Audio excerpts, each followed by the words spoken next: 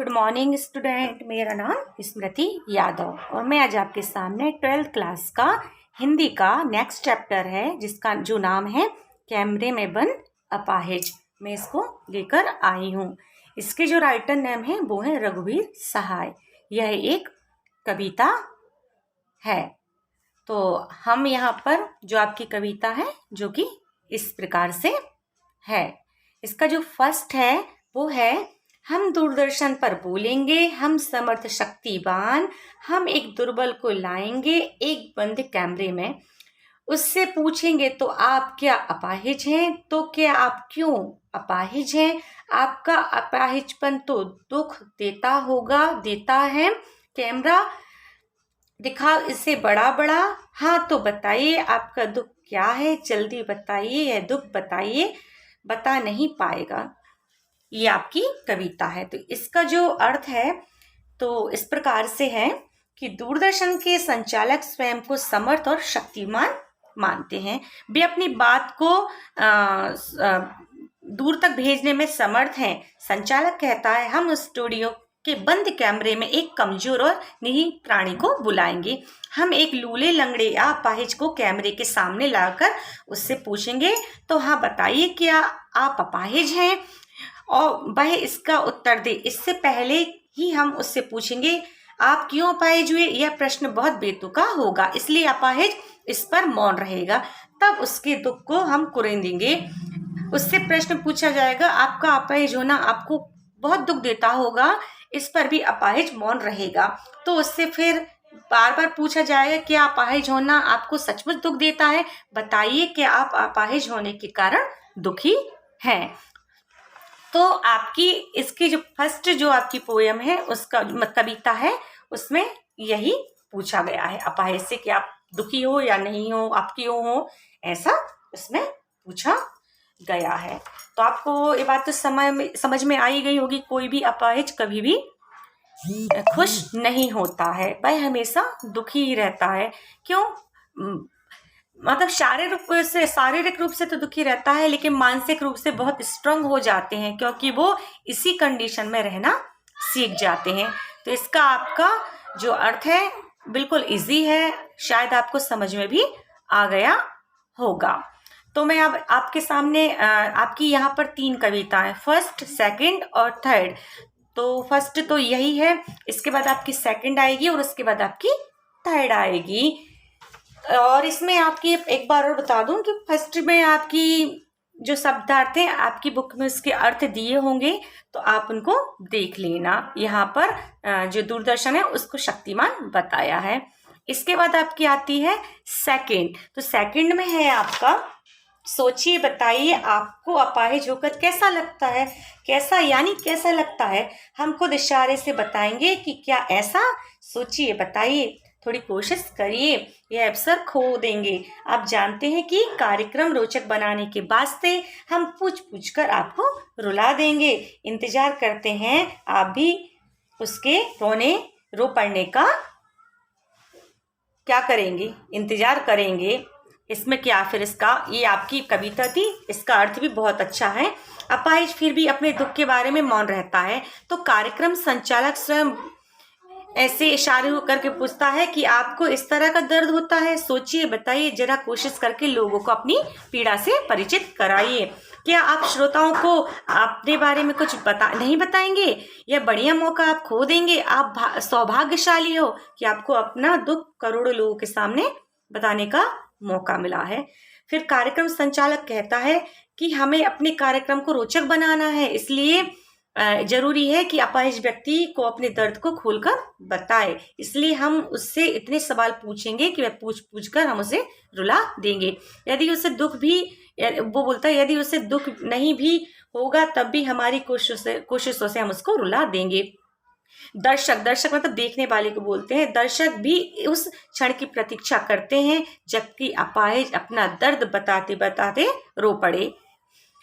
क्या दर्शक इंतजार नहीं करते? जरूर करते हैं। यहाँ पर ऐसा बताया गया है कि हम अपाहिज को इतने प्रश्न पूछेंगे कि वो अपने आप रोने लगेगा। क्योंकि जो दर्शक है ना, देखने वाले को हम बोलते हैं दर्शक, श्रोता सुनने वाले को बोलते हैं कि वो देख कर सुनकर कि ये बताओ वो बताओ, तो अपने आप ही रोने लगेगा और दर्शक को भी ये देखने का मौका मिलेगा अपाहिज के बारे में कि वो अब रोने लगा है, उनको दिखाना है। यहाँ पर आपकी सेकंड है। यहाँ पर भी आपके शब्दार्थ दिए हैं, तो आप जरा देख लेना। जैसे कि यहाँ पर यानी मतलब होता है, इसका अर्थ होता है अवसर, मतलब मौका होता है। रोचक, रोचक मतलब होता है दिलचस्प।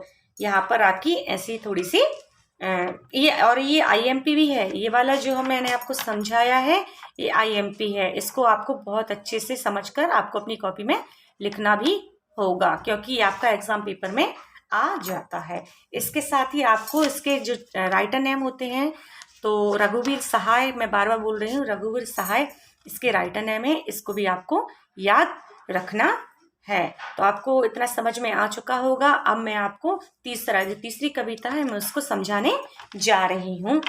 तो आपकी तीसरी कविता है, फिर हम पर्दे पर दिखलाएंगे फूली हुई आंखों की एक बड़ी तस्वीर, बहुत बड़ी तस्वीर, और उसके ओंठों पर एक थोड़ी सी मतलब कैसे बोलते, मतलब हाँ बोलना है नहीं बोलना, ऐसी वाली कसम आसाहट सी रहेगी। आशा है आप उसे उसकी अपंगता की पीड़ा को समझेंगे, मतलब बोलेगा नहीं बोल पाएगा ऐसा।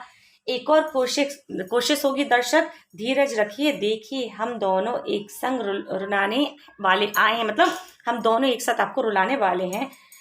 और आप और यह दोनों कैमरा, मतलब वो और कैमरा, बस करो नहीं हुआ रहने दो, पर्दे पर बत्ती की कीमत है, अब मुस्कुराएंगे हम। आप देख रहे थे सामाजिक उद्देश्य युक्त कार्यक्रम, बस थोड़ी ही कसर रह गई, धन्यवाद। यहाँ पर कैमरे में बंद अपाहिज, कैमरा शूट हो रहा है, उसका अपाहिज को शूट किया जा रहा है। तो इसका अर्थ है जो कार्यक्रम संचालक है ना, वो अपाहिज से प्रश्न करने के बाद दूरदर्शन के पर्दे पर अपाहिज की जो सूजी हुई आंखें, मतलब दिखाते हैं, सूज गई हैं रोते रोते, वे सूजी आंख को बहुत बड़ा करके दिखाते हैं। इस प्रकार वे अपने दुख को बहुत बड़ा करके दिखाना चाहते हैं। वे अपाहिज के ओंठों पर एक बेबसी और बेचैनी का दर्द भी दिखाते हैं। वे दर्शकों से आशा करते हैं कि वे इस बेबसी और इसकी झटपटाहट को उनके अपाहिज होने का दर्द मानेंगे। फिर कार्यक्रम संचालक यह भी कोशिश करते हैं कि अपाहिजों के दर्द को इस तरह दिखलाएंगे कि न केवल अपाहिज रो पड़े, बल्कि उनके दर्द को देखकर दर्शक भी रो पड़े। परंतु प्राय होता यह है कि कार्यक्रम संचालक अपनी इस कोशिश में सफल नहीं हो पाता। तब वह कैमरामैन को कैमरा बंद करने का आदेश देता है। यदि अपाहिज का दर्द पूरी तरह प्रकट नहीं हो सका तो ना सही, पर्दे पर एक एक क्षण कीमती होता है, वो सब पर्दे का एक एक क्षण कीमती होता है, उन्हें समय और धन व्यय का भी ध्यान रखना होता है। इतना नाटक करने के बाद कार्यक्रम संचालक मुस्कुराए, वे दर्शकों को संबोधित करेंगे कि आप अपनी सामाजिक पीड़ा को दिखाने वाला कार्यक्रम आपने देखा। इसका उद्देश्य था अपाहिजों के दर्द को समझना, मतलब अपाहिजों के दर्द को समझना। भाई मन ही मन सोचेगा कि बस थोड़ी सी कसर रह गई, वो सोचा था थोड़ी सी कसर रह गई, रो लेता तो मजा आ जाता। अपाहिज और दर्शक संग संग रो नहीं पाए, ऐसा वो सोच रहा था। यदि दोनों इकट्ठे रो देते तो कार्यक्रम सफल हो जाता। अंत में कार्यक्रम संचालक दर्शकों को धन्यवाद करता है। यह धन्यवाद मानो उनकी हृदयहीनता पर व्यंग है।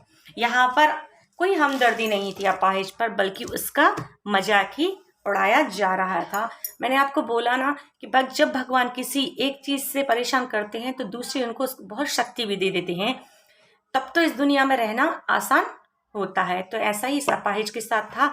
ऐसे ऐसे प्रश्न पूछे जा रहे थे कि ये रोए, और क्योंकि उनको अपने कार्यक्रम को रोचक बनाना था, और रोचक तभी होता है जब दर्शक को रोना आ जाए। तो आज का वीडियो में इतना ही। इसके बाद मैं आपका नेक्स्ट वीडियो लेकर आऊंगी। तो फिर धन्यवाद।